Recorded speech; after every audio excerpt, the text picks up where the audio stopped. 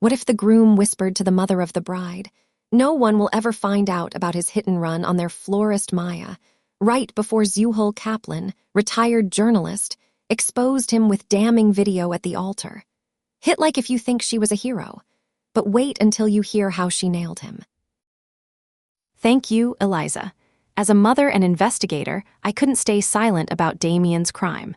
Let me share how I uncovered the truth and saved my daughter Elif.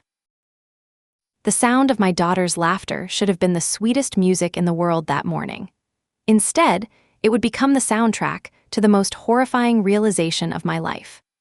I'm Zuhal Kaplan, and I spent 30 years as an investigative journalist before retiring to focus on family. I thought those days of uncovering dark truths were behind me. I was wrong. My hands trembled as I adjusted the delicate lace of Elif's cathedral veil, the same one my grandmother wore in Istanbul 70 years ago. The morning light streaming through the bridal suite windows caught the intricate beadwork, casting tiny rainbows across my daughter's radiant face. "Anne, you're crying again," Elif laughed, using the Turkish word for mother that always melted my heart. Her amber eyes, so much like mine, sparkled with pure joy. "Happy tears, Canum," I whispered, smoothing an imaginary wrinkle from her silk gown. "You look like a princess." The phone's harsh ring shattered our perfect moment. Maya Santos's name flashed on the screen, our young florist, barely 23, who'd worked miracles with peonies and eucalyptus for today's arrangements. "Mrs. Kaplan," the voice was wrong, too official, too careful. "This is Detective Morrison with Metro Police. I'm calling about Maya Santos. You're listed as her emergency contact for today's event." The world tilted. "What's wrong?" "Ma'am, I'm sorry to inform you that Ms. Santos was involved in a hit-and-run accident early this morning. She's in critical condition at General Hospital." The words hit like physical blows. Maya. Sweet Maya, who'd stayed late last night perfecting every centerpiece, who'd hugged me goodbye with flowers still in her dark hair from her side job at the bakery. When did this happen? Around 6:30 a.m. on Riverside Drive, the driver fled the scene. I felt my journalist's mind engaging despite my shock, that familiar cold clarity that had served me through decades of investigations. Someone had left that beautiful girl bleeding in the street and driven away. "Anne," Elif's voice seemed to come from very far away. "What's wrong?" I looked at my daughter's perfect face, at the veil that had blessed 3 generations of brides, and felt my two worlds colliding. The mother who wanted nothing more than her daughter's happiness, and the investigator who'd never learned to ignore injustice. 24 hours earlier, everything had been perfect. The rehearsal dinner had gone flawlessly at the country club, all cream linens and crystal glasses catching the sunset. I'd watched Elif and Damien practice their vows, his hand steady on hers, his voice confident as he promised to love and protect her forever. Maya had been there too, making final adjustments to the ceremony arrangements. She'd created something magical, cascading white peonies mixed with dusty miller and eucalyptus, the scent fresh and romantic. Each centerpiece had cost us nearly $200, but seeing Elif's face when she saw them made every penny worth it. "Mrs. Kaplan, what do you think?" Maya had asked, adjusting a spray of baby's breath with the focused intensity I recognized in all true artists. "They're absolutely perfect, sweetheart." And they were. Maya had this gift for understanding exactly what each bride envisioned, even when they couldn't articulate it themselves. I'd watched her pack up her supplies, her movements quick and efficient despite working since dawn. She'd mentioned having to make an early morning delivery to another venue before our ceremony. "Drive carefully," I'd called as she loaded her van. "See you bright and early." She'd waved, her smile bright in the parking lot lights. "Wouldn't miss it, Mrs. K. Tomorrow's going to be beautiful." The memory felt like a knife now. Maya should have been here at 8 a.m., transforming the church into the garden paradise Elif had dreamed of. Instead, she was fighting for her life while some coward walked free. "We need replacement flowers," I told Elif, forcing my voice to remain steady. Maya had a family emergency. The lie tasted bitter, but I couldn't destroy my daughter's wedding day with the truth. Not yet, not until I understood what had happened. I left Elif with her bridesmaids and headed to the church parking lot, my mind already working through vendor contacts. The investigator in me, dormant for 5 years, was stirring to life. That's when I saw Damien's BMW. He was standing beside it in the morning sunlight, still in his gym clothes, talking on his phone. Something about the way he held himself, tense, alert, caught my attention. Then I saw the damage. The front bumper was crumpled, the passenger headlights spider-webbed with cracks. Fresh damage, the kind that comes from hitting something solid. My blood turned to ice. 30 years of investigating had taught me to notice details others missed, to see the story that evidence told. The damage was at exactly the right height, the right angle. Zuhal, Damien's voice was too bright, too cheerful. You're here early. I forced a smile, even as my mind cataloged every detail. Just coordinating some last-minute details. Rough morning at the gym. He laughed, but it sounded strained. Fender bender in the parking lot, you know how it is. I knew exactly how it was.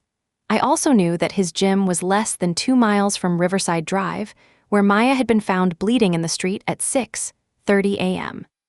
Inside the church vestry, I found Damien adjusting his tie with hands that shook slightly. The confident groom from last night was gone, replaced by someone who looked like he hadn't slept. Nervous? I asked, keeping my tone light and motherly. Just want everything to be perfect for Elif, he said, not meeting my eyes. That's sweet, you were up early. I saw you at your car around 9:15. Good workout. His shoulders tensed. Yeah, had to clear my head before the big day. Hit the gym at 6. 6, the same time Maya was struck down on Riverside Drive. Which gym do you use again? I asked, though I already knew. I'd helped Elif research the neighborhood when they'd moved in together. Fitness First on Oak Street. His voice was carefully casual. Oak Street, a straight shot down Riverside Drive from Maya's apartment, the route she would have taken to make her early morning delivery. I'd spent decades reading people, learning to spot the micro-expressions that revealed lies. Damien was lying, not about being at the gym, that might be true, but about something else. Something that made his hands shake and his eyes dart away from mine. Well, I'm glad you got your exercise in, I said. It's going to be a long day. Yeah, he cleared his throat. Zuhal, about the flowers, I heard there was some kind of problem. How did he know about the flowers? I'd only told Elif and her bridesmaids, and they were all upstairs getting ready. Nothing we can't handle, I said carefully. Good, that's good. I'd hate for anything to ruin today. The way he said it made my skin crawl, like he was trying to convince himself as much as me. I needed air. I needed space to think. I walked back to the parking lot, my mind racing through possibilities I didn't want to consider. Maybe I was wrong. Maybe the damage to his car was innocent. Maybe the timeline was coincidence. Maybe. The purple fabric caught my eye like a scream.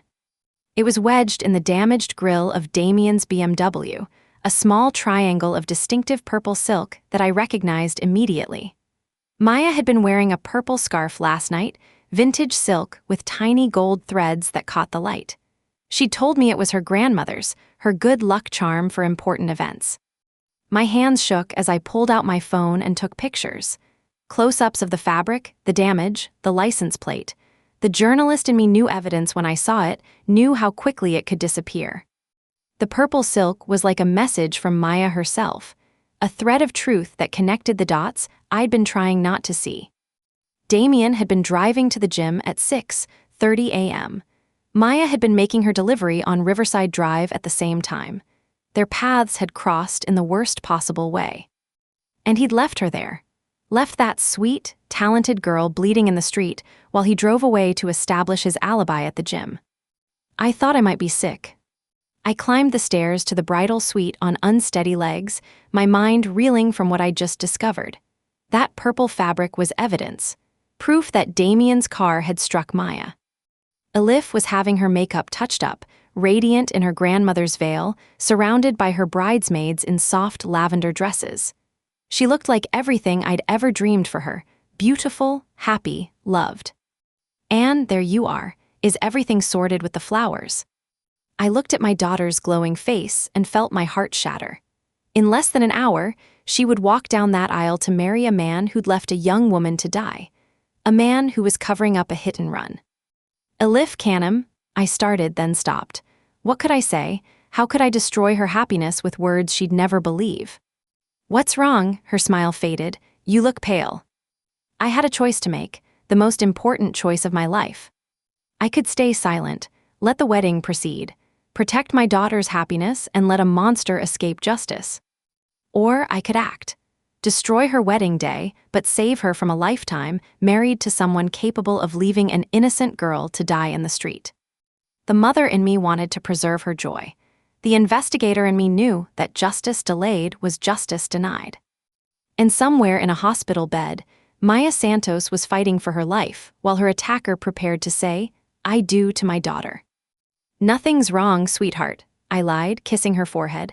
I just need to make a few phone calls. I had to decide who I was going to be, the protective mother or the seeker of truth. I had to choose between my daughter's happiness and my conscience. As I walked toward the door, Elif's laughter followed me, pure and trusting and about to be shattered forever. Because I knew, with the cold certainty that had guided me through 3 decades of investigations, that I couldn't let Damian Pierce say those vows. Someone needed to find out the truth. And that someone was going to be me. I needed to warn Elif, but I also needed to be smart about it. 30 years of journalism had taught me that the truth required careful handling, especially when it could destroy someone you loved. But as I climbed the stairs back to the bridal suite, I heard Damian's voice drifting from the partially open door. My blood turned to ice. Just worried about your mother, he was saying, his tone perfectly calibrated with concern. She seemed really upset about the flower situation. I pressed myself against the wall, every instinct screaming danger. She's been acting strange all morning, Elif replied, and I could hear the worry creeping into her voice. She keeps staring at me like she wants to say something. Wedding stress affects everyone differently, Damian said smoothly. Some people handle it better than others. Your mom's been under a lot of pressure planning everything. The manipulation was surgical in its precision. He was planting seeds, preparing the ground. I suppose, Elif said, but she sounded uncertain. I'm just concerned she might, I don't know, have some kind of episode during the ceremony. You know how emotional she gets. And with her journalism background, she tends to see conspiracies everywhere. My hands clenched into fists. He was weaponizing my own daughter's love against me, turning my career, my greatest pride, into a liability. Damian, that's not fair. Anne isn't paranoid. Of course not, baby. I'm probably overthinking it. It's just... He paused, and I could picture his face, that perfect expression of reluctant concern. She cornered me earlier with some wild story about my car, something about connecting it to that accident on the news this morning. It was honestly a little frightening. What accident? Elif's voice sharpened. Some girl got hit by a car, terrible thing, but your mother seemed to think, well, it doesn't matter what she thinks. The point is, she's clearly overwhelmed and not thinking straight. I felt sick. He was rewriting the narrative in real time, making me the unstable one, the hysterical mother having a breakdown. And worst of all, I could hear it working. She has been acting weird, Elif admitted quietly. Earlier, when she got that phone call, she looked like she'd seen a ghost. See, I'm just worried about you, about today. What if she says something during the ceremony? What if she embarrasses you in front of everyone? The silence stretched too long. When Elif spoke again, her voice was smaller, younger. What should I do? Maybe just keep an eye on her, and if she tries to tell you any strange stories, just remember that she's under a lot of stress. Sometimes people we love need protecting from their own impulses. I had to grip the wall to keep from bursting through that door. He was isolating me from my own daughter, making her complicit in dismissing anything I might say. It was masterful and absolutely evil. You're right, Elif said finally. I'll talk to her. You're amazing, you know that. So understanding, so wise. I'm the luckiest man alive. The sound of him kissing her made me want to scream. I barely made it to the church corridor before Elif found me, her wedding dress rustling against the marble floor. Her face was a mixture of concern and something else, suspicion. Anne, we need to talk. My heart sank. I could see Damian's poison already working, could see the doubt in her amber eyes. Of course, Canham, what's wrong? That's what I want to ask you. She crossed her arms, and the gesture was so defensive it broke my heart. Damien said you've been acting strange, that you confronted him with some crazy story about his car. I felt the trap closing around me. Anything I said now would sound exactly like what he'd primed her to expect, the ravings of an unstable woman having a breakdown. Elif, I need you to listen to me very carefully. Are you having some kind of episode? The words came out in a rush, like she'd been holding them back. Because if you are, it's okay, we can get you help, but I can't have you disrupting my wedding with paranoid theories. Paranoid theories, his exact words delivered in my daughter's voice. Sweetheart, I'm not paranoid, I'm trying to protect you. From what? From Damien? She laughed, but it sounded forced. Anne, listen to yourself. You're talking about protecting me from the man I love on our wedding day because of some conspiracy theory about his car. It's not a conspiracy theory. The words came out sharper than I intended, and I saw her flinch. Maya Santos, our florist, was hit by a car this morning. Damien's car has fresh damage. Her scarf is caught in his grill.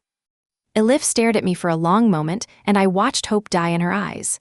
Not hope for the truth, hope for my sanity. Oh, Anne, she whispered, you really believe this, don't you? Because it's true. Damien told me you might say something like this. He said you seemed confused, stressed. I defended you, but now, she shook her head sadly. Maybe you should sit this one out. Go home, rest. We can talk after the honeymoon. The words hit like physical blows. My own daughter was choosing him over me, choosing his version of reality over mine. She was looking at me like I was a stranger, like I was the threat. Elif, please, just listen. No, her voice was firm now, final. I'm not going to let you ruin the happiest day of my life with these delusions. I love you, but I won't enable this. She turned to walk away, then paused. Damien was right. You do see conspiracies everywhere. Maybe it's time to admit you need help. I watched my daughter walk back toward the bridal suite, her grandmother's veil trailing behind her like a ghost of all our shattered traditions. She was going to marry a monster, and he'd convinced her that I was the danger. For the first time in 30 years, I understood what it meant to be truly alone. But as I stood in that empty corridor, something cold and familiar settled over me.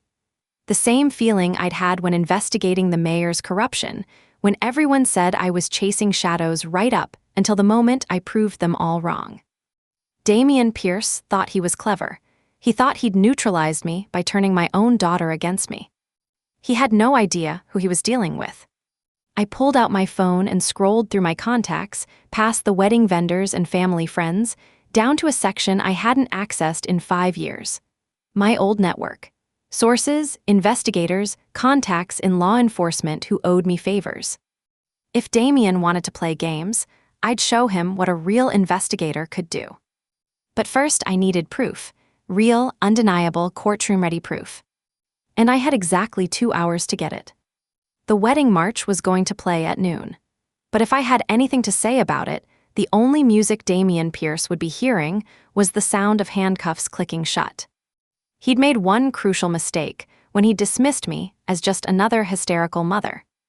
He'd forgotten that this hysterical mother had brought down bigger monsters than him. And unlike Maya Santos, I wasn't going to be left bleeding in the street. I was going to fight back. I stood in the doorway of the bridal suite, watching my daughter glow with happiness that felt like a knife twisting in my chest. Elif sat before the antique mirror, her bridesmaids fussing with the final touches of her makeup, her grandmother's veil catching the late morning light like spun starlight. She was radiant, absolutely radiant. And in 70 minutes, she would promise her life to a monster. Anne, come see, Elif called, catching sight of me in the mirror. Sarah worked magic with the contouring. I forced my feet to move, forced a smile that felt like it might crack my face. Up close, my daughter was even more beautiful, her amber eyes bright with joy, her skin glowing with the kind of happiness that comes from believing in forever. You look perfect, Canham, I whispered, and meant it. She looked like every dream I'd ever had for her wedding day. I feel perfect, she laughed, then caught my hands. Anne, I know this morning was stressful with the flower situation and everything, but I want you to know this is the happiest day of my life. The words hit like physical blows. I watched her face, so trusting, so full of love for a man who'd left Maya Santos bleeding in the street. A man who'd looked me in the eye and said no one would ever find out. "I'm so glad, sweetheart." My voice sounded strange, distant. "Are you okay? You look pale." I stared at my daughter's perfect face and felt something break inside me. This was rock bottom, watching the person I loved most in the world preparing to bind herself to evil, and knowing that anything I said would only push her further away. "Just emotional," I managed. "You know how mothers get." She squeezed my hands, and I memorized the feeling. In an hour, those same hands might never want to touch me again. But Maya Santos deserved justice, and my daughter deserved the truth, even if it destroyed us both. I escaped to the church office, my hands shaking as I scrolled through my phone contacts. 75 minutes until the ceremony. 75 minutes to find someone in authority who would listen. The first 3 calls went straight to voicemail. Weekend bureaucracy, the bane of every journalist who'd ever chased a breaking story. Detective Morrison, who'd called about Maya, wasn't answering. The district attorney's office was closed. Even the police non-emergency line put me on hold. "Come on," I whispered, dialing the 4th number. "Come on, come on." Voicemail again. I tried the hospital, hoping for an update on Maya's condition that might give me leverage. The ICU nurse was polite but firm, no information for non-family members. My old editor at the Tribune was at his grandson's soccer game. The prosecutor who'd worked the mayor scandal had moved to Portland. Contact after contact, dead end after dead end. The system that had once responded to my calls was silent when I needed it most. Then I saw a name I hadn't thought of in years, Marcus Chen. Marcus, my old partner from the investigative unit, stubborn as a pit bull and twice as relentless. He'd left journalism 5 years ago to become a detective, said he was tired of just writing about injustice. If anyone would take a call like this seriously, it would be Marcus. My hand steadied as I dialed his number. The phone rang once, twice, 3 times. "This is Detective Chen." "Marcus, it's Zuhal Kaplan." A pause. "Zuhal, you won't believe this. I'm the lead on a hit-and-run this morning on Riverside. What's on your mind?" My heart nearly stopped. The Maya Santos case. "That's the one, young florist, critical condition. We're working every angle. Why?" "There was a hit-and-run this morning on Riverside Drive. Young woman named Maya Santos. I think I know who did it." "Wait, you know something about my case? What's your connection to this?" "Maya was working my daughter's wedding. The ceremony is in 70 minutes, and I think the groom is the one who hit her." Another pause, longer this time. That's a serious accusation, Zuhal. What evidence do you have?" I told him everything. The timeline, the damage to Damien's car, the purple fabric in the grill, Damien's reaction when I confronted him. Marcus listened without interrupting, and I could practically hear his detective's mind working. "The fabric could be significant," he said finally. "But you need more than circumstantial evidence. Have you contacted the investigating officer?" I tried, no answer. "What's the suspect's name?" "Damien Pierce. He drives a dark blue BMW license plate." I rattled off the number I'd memorized. "Hold on," I heard typing in the background. "Zuhal, I need you to stay calm, okay? Don't do anything rash. I'm going to make some calls, see what I can find out, but promise me you won't confront this guy again." "Marcus, the wedding starts in an hour, if I'm right." "If you're right, then we'll handle it through proper channels. Promise me." I closed my eyes. "I promise." "Good, I'll call you back as soon as I know something." The line went dead, and I stared at my phone. It wasn't much, but it was hope. Marcus would know what to do. Marcus would find a way. I just had to pray he'd call back in time. 45 minutes until the ceremony. I wandered the church corridors like a ghost, unable to sit still, unable to think about anything except Maya fighting for her life while her attacker prepared to pledge his eternal love. That's when I heard Damien's voice, drifting from the side chapel. "Promise to love you with honesty and integrity, to stand by you in times of trouble, to take accountability for my actions." I pressed myself against the doorway and peered inside. He was practicing his vows, his voice strong and confident, his posture perfect. He looked like every woman's dream groom. I promise to protect you from harm, to put your needs before my own, to be the man you deserve. The words were beautiful, carefully crafted, completely meaningless. I watched him rehearse his performance of virtue, this man who'd left a young woman to die, and felt rage build in my chest like a living thing. He was going to stand in front of God and our families and promise to be honest while covering up a hit and run. He was going to vow to protect my daughter while being the kind of man who fled from accountability. I choose you, Elif, today and every day, to be my partner in building a life of integrity and love. Integrity, the word made me sick. He caught sight of me in the doorway and smiled, that same charming smile that had won my daughter's heart. Zuhal, getting nervous about the father-daughter dance. Don't worry, I'll take good care of her. The casual confidence in his voice was like a slap. He thought he'd won. He thought his manipulation of Elif had neutralized me completely. I'm sure you will, I said quietly. You know, I'm really glad we had that talk earlier. Clear the air. I was worried you might say something inappropriate during the ceremony. There it was again, the threat wrapped in concern. Wouldn't dream of it, I replied. He nodded, satisfied. Good, because today is about love and commitment, about starting fresh, about leaving the past behind. About leaving Maya Santos behind, he meant. About pretending this morning never happened. The past has a way of catching up, I said. His smile never wavered, not this time. 22 minutes until the ceremony. I was pacing the church parking lot when my phone rang. Marcus. Zuhal, listen carefully. When I got your message, I was already heading your way.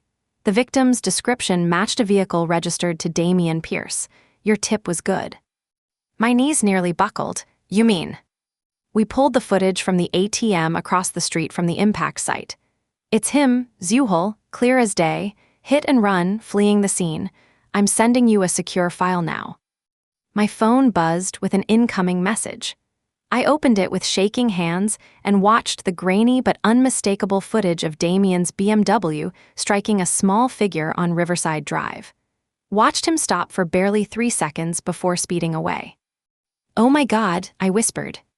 I'm 10 minutes out with backup. We're going to arrest him at the ceremony if we have to. Can you keep him there? He's not going anywhere. Marcus, thank you so much. Thank me later. Right now, just stay safe and stay away from him. We've got this. I hung up and stared at the video on my phone. Proof, undeniable, courtroom-ready proof of Damian's guilt. The relief was so overwhelming I had to lean against a car to stay upright. Maya would get justice. My daughter would be saved from marrying a monster. Marcus was coming. But as I looked at the church doors, reality crashed over me like a cold wave. 10 minutes. Marcus was 10 minutes away, and the ceremony started in 22 minutes. What if Damian got spooked and ran? What if he convinced Elif to elope right now? What if 10 minutes was too late? I had the evidence, but I also had a choice. Wait for Marcus and risk losing Damian, or confront him myself and risk everything. The investigator in me knew what had to be done. It was time to end this. I found Damian in the vestry, adjusting his tie one final time. He looked up when I entered, and his smile was pure confidence. Zuhal, ready for the big moment. I know what you did to Maya Santos. The smile faltered for just a second, then returned full force. We've been through this. You're having some kind of breakdown. And so do the police. This time, the smile disappeared completely. What are you talking about? I pulled out my phone and showed him the video. Watched his face go white as he saw himself on that grainy footage, hitting Maya, stopping, driving away. For a long moment, we stared at each other in silence. Then he laughed. You think that proves anything? That footage is garbage quality. Could be anyone driving that car. It's your license plate, Damian. Cars get stolen all the time. Identity theft, there are a dozen explanations. His voice was getting stronger, more confident. Besides, it's my word against a ghost's. Maya Santos is in a coma, she can't identify anyone. The casual cruelty of it took my breath away. And you, he stepped closer, his voice dropping to a whisper. You're a hysterical mother having a breakdown on her daughter's wedding day. Who's going to believe you? He was right, and we both knew it. Even with the video, even with the evidence, he had lawyers and money and the presumption of innocence. "No one will ever believe you," he continued, his confidence returning. "No one will ever find out." There it was again, those words that had haunted me all morning. I just nodded slowly, letting him savor a victory he would never achieve. He smiled, thinking he'd won. He had no idea that my old journalist partner was the lead detective on Maya's case. Had no idea that the cavalry was already on the way. But I wasn't going to tell him that, not yet. Let him think he was safe, let him think he'd beaten me. It would make his fall so much sweeter. 5 minutes until the ceremony. Despite everything, despite the evidence, despite Marcus coming, despite knowing the truth, the wedding was about to begin. Damien had positioned himself at the altar, radiating confidence and charm. The guests were seated, the music was starting, and my daughter was about to walk down the aisle to marry a monster. I stood at the back of the church, watching this impossible scene unfold. In my purse, I had video evidence of Damien's crime. In my contacts, I had a detective racing to arrest him. In my heart, I had absolute certainty of his guilt. And yet the ceremony was starting anyway. The officiant took his place. The groomsmen filed in. Damien stood there looking like every woman's dream, and I realized with sick clarity that even when Marcus arrived, even when the truth came out, the damage would be done. My daughter would still have walked down that aisle. She would still have stood before God and family, ready to pledge her life to evil. The humiliation, the betrayal, the shattering of her faith in love, all of that would happen regardless. But Maya Santos deserved justice, and sometimes justice required sacrifice. I looked at Elif, radiant in her grandmother's veil, and felt my heart break one final time. Then I straightened my shoulders and prepared to destroy my daughter's wedding day to save her life. Because that's what mothers do. We make the impossible choices so our children don't have to live with the consequences of our cowardice. The music swelled, and Elif appeared at the back of the aisle. It was time. The church was silent except for the soft rustle of fabric as 200 guests rose for the bride's entrance. I stood at the back, my heart hammering as I watched Elif appear in the doorway, radiant in our family's antique veil. My phone buzzed, a text from Marcus, 2 minutes out, keep him there. 2 minutes, the processional music alone would take 3. I pulled out my tablet and opened the secure file Marcus had sent, the ATM footage that showed Damien's BMW striking Maya Santos and fleeing the scene. My hands moved with the muscle memory of 30 years in journalism, connecting my small Bluetooth speaker to the tablet, adjusting the volume settings. If Marcus didn't make it in time, I would have to act. And if I was going to destroy my daughter's wedding day, I was going to make sure everyone understood why. The speaker connected with a soft chime. The video was cued and ready. In my purse, I had the evidence that would bring down Damien Pierce. I watched my daughter begin her walk down the aisle, each step taking her closer to a monster who thought he'd won. Each step bringing us closer to the moment when his perfect facade would crumble before 200 witnesses. The mother in me wanted to spare her this humiliation. The investigator in me knew that justice required witnesses. Elif reached the halfway point, her smile radiant as she looked toward Damien. He was watching her with what looked like genuine love, and for a split second, I almost doubted myself. Then I remembered Maya Santos fighting for her life in the ICU, and my resolve hardened like steel. The processional music swelled as Elif approached the altar, and I moved quietly along the side wall, positioning myself where my voice would carry clearly through the church's acoustics. The Bluetooth speaker went into my jacket pocket, connected and ready. My fingers trembled as I double-checked the video file. The footage was only 37 seconds long, but it was devastating, clear shots of Damien's license plate, the moment of impact, his brief stop, and his cowardly flight. No one was watching me. Every eye in the church was on the bride, as it should be. Elif looked like a fairy tale princess, her grandmother's veil catching the colored light from the stained glass windows.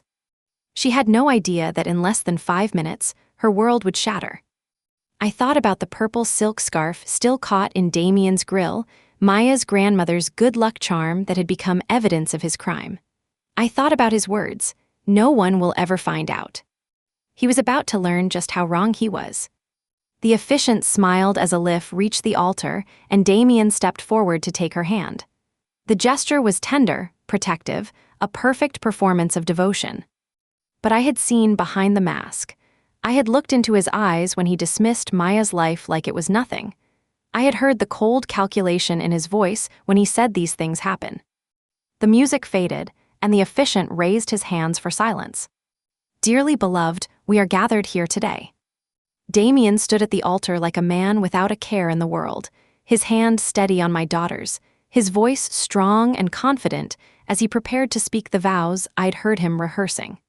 The same vows about integrity and honesty that had made me sick an hour ago. He looked out at the congregation with the easy smile of someone who believed he'd gotten away with everything. His best man straightened his boutonniere. His groomsmen beamed with vicarious joy. 200 guests watched him with approval and affection.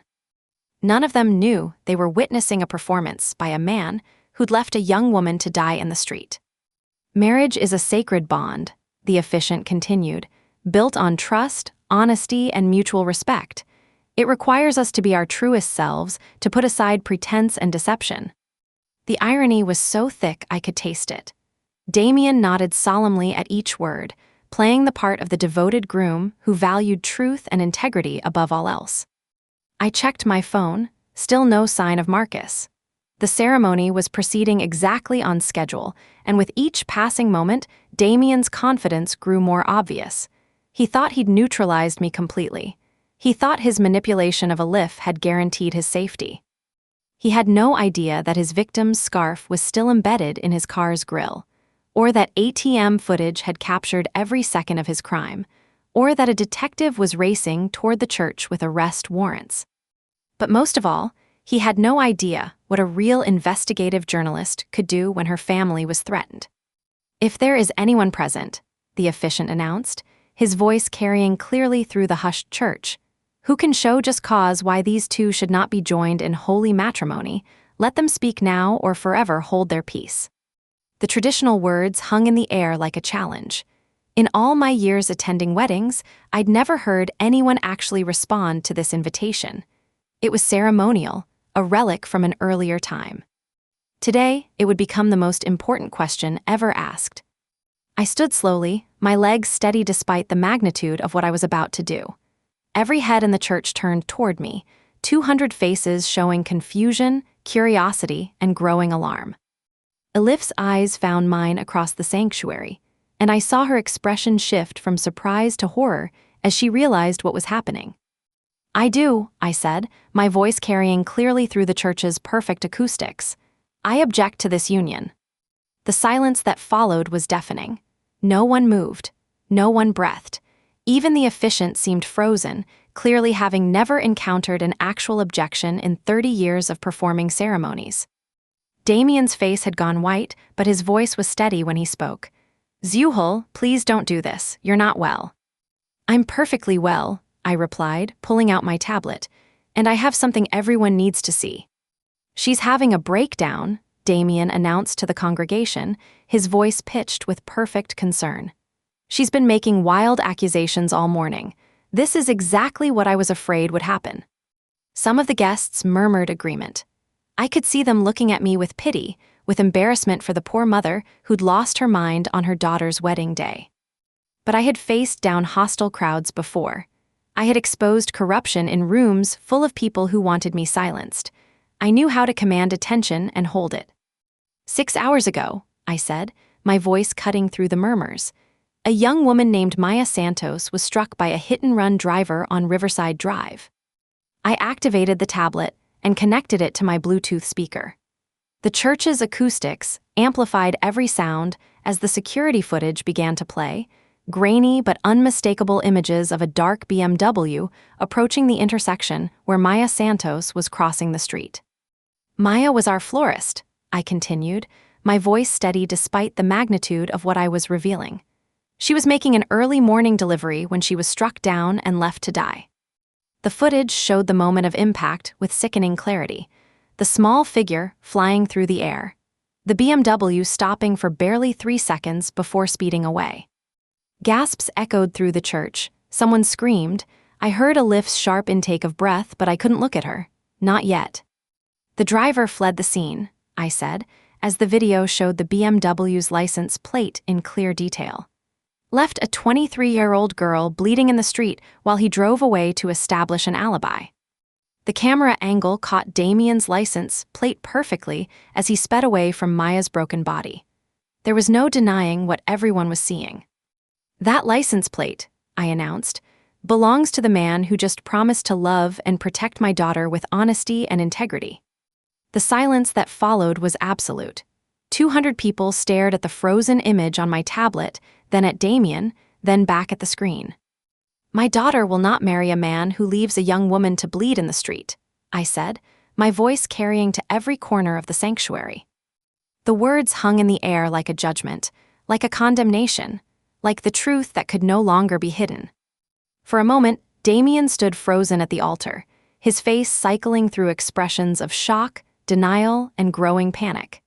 Then his survival instincts kicked in, and he turned to address the congregation with the desperate charm of a man whose mask had just been ripped away. "This is insane," he announced, his voice pitched with perfect bewilderment. "That could be anyone's car. License plates can be faked, footage can be doctored. Zuhal has been acting erratically all morning, ask anyone who's spoken to her." A few heads nodded uncertainly. He was good at this, I had to give him that. Even caught red-handed, he was trying to spin the narrative. "She cornered me earlier with these same wild accusations," he continued, his voice growing stronger as he found his rhythm. "She's clearly having some kind of psychological episode. This is exactly the kind of thing people do when they're having a breakdown. They create elaborate conspiracy theories to explain their confusion." But his hands were shaking now, and sweat was beading on his forehead despite the church's cool air. The confident groom was cracking under pressure. "Even if that footage is real," he said, his voice taking on a pleading quality, "it doesn't prove anything. Cars get stolen. Identity theft happens. There are a dozen innocent explanations." "Then explain the victim's scarf in your grill," I interrupted. The words hit him like a physical blow. His mouth opened and closed without sound, and for the first time, he had no ready answer. "Explain why you knew about the flower emergency before I told anyone," I continued. "Explain why you were so concerned about me saying something inappropriate during the ceremony." His composure was disintegrating in real time, the charming facade crumbling to reveal something desperate and ugly underneath. "You're putting words in my mouth," he said, but his voice cracked on the words. "This is harassment, this is." The church doors burst open with a crash that echoed through the sanctuary. Detective Marcus Chen strode down the center aisle with 3 uniformed officers, their footsteps echoing like thunder in the stunned silence. Every head turned to watch this impossible scene, police officers marching through a wedding ceremony like something out of a movie. "Damien Pierce," Marcus announced, his voice carrying the full authority of the law, "you're under arrest for vehicular assault and fleeing the scene of an accident." The congregation erupted. Guests leaped to their feet, some pulling out phones to record, others simply staring in shock at the surreal scene unfolding before them. The sacred sanctuary had become a crime scene.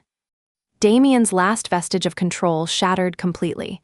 "This is insane," he screamed, his voice cracking with panic. "You can't arrest me at my own wedding. I have rights, I have lawyers." "You have the right to remain silent," Marcus replied calmly, pulling out handcuffs. "I suggest you use it." 2 officers moved to flank Damien as he stood frozen at the altar, still wearing his boutonniere, still holding my daughter's hand. The contrast was surreal, a groom in perfect wedding attire being read his rights before 200 witnesses. "Sir, please place your hands behind your back," one of the officers instructed. For a moment, I thought Damien might run. His eyes darted toward the side exits, calculating distances and odds, but there was nowhere to go. The church was surrounded, and his world was collapsing in the most public way possible. The handcuffs clicked shut, with a sound that seemed to echo forever in the vaulted space. "This is a mistake," Damien said, but his voice had lost all its earlier confidence. "This is all a misunderstanding. Zuhal is mentally ill.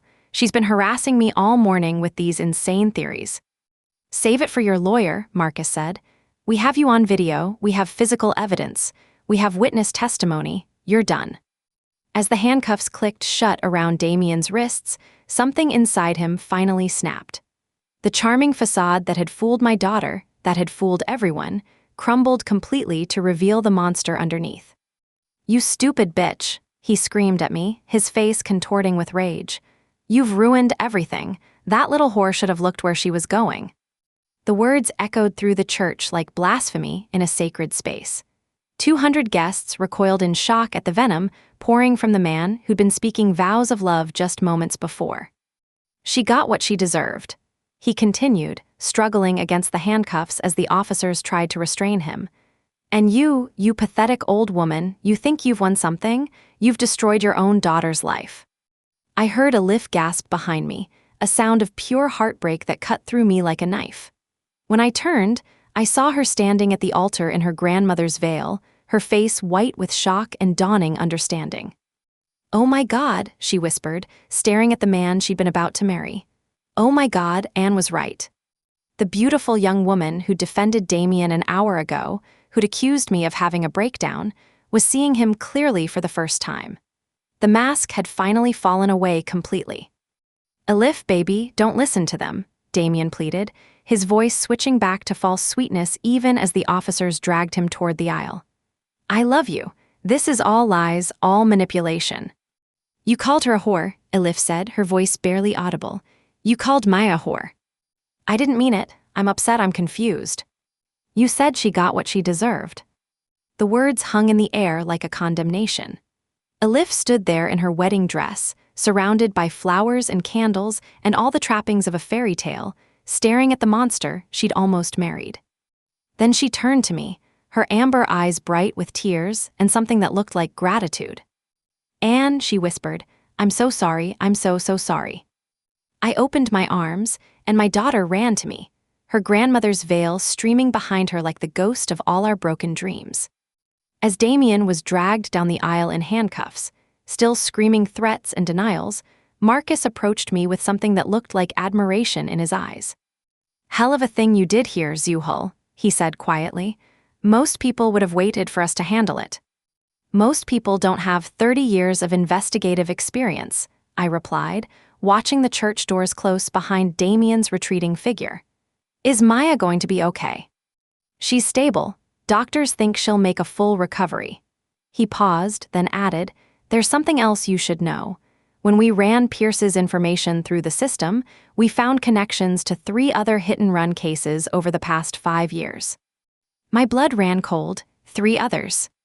All young women, all unsolved until now. Your evidence didn't just get justice for Maya Santos, it's going to reopen cases that families thought would never be solved. I felt Elif's arms tighten around me, and I realized she'd heard every word. He's done this before, she whispered against my shoulder. He's hurt other people. Not anymore, Marcus said firmly. Thanks to your mother, he'll never hurt anyone again. The church was slowly emptying, guests filing out in stunned silence, many still recording on their phones. The wedding that was supposed to be the happiest day of my daughter's life had become something else entirely, a moment of justice, of truth revealed, of a monster finally brought to account. The evidence you gathered, Marcus continued, the timeline you established, the physical evidence you documented, it's going to put him away for a very long time. You did good work today. I looked around the church. At the flowers Maya had never gotten to arrange, at the altar where my daughter had almost pledged her life to evil, at the empty space where a monster had stood just minutes before. I just did what any mother would do, I said quietly. No, Elif said, pulling back to look at me with tear-filled eyes. You did what a hero would do. You saved me, Anne. You saved me from him. As we stood there in the aftermath of shattered dreams and delivered justice, I realized that sometimes the greatest act of love is destroying the very thing your child thinks will make them happy. Sometimes being a mother means being willing to be the villain in your child's story, right up until the moment they realize you were the hero all along. And sometimes, no one ever finding out isn't the end of the story, it's just the beginning of justice. Zuhal Kaplan, Thank you for sharing your incredible story of maternal courage, proving that sometimes protecting our loved ones means shattering their illusions to reveal the truth. It reminds us all that justice demands hard choices, especially when evil hides behind wedding vows. What would you have done at that altar? Comment below, and if this gripped you, like and subscribe for more. I'm Eliza Quinn, and remember, here on Wedding Day Justice, veils off, justice on.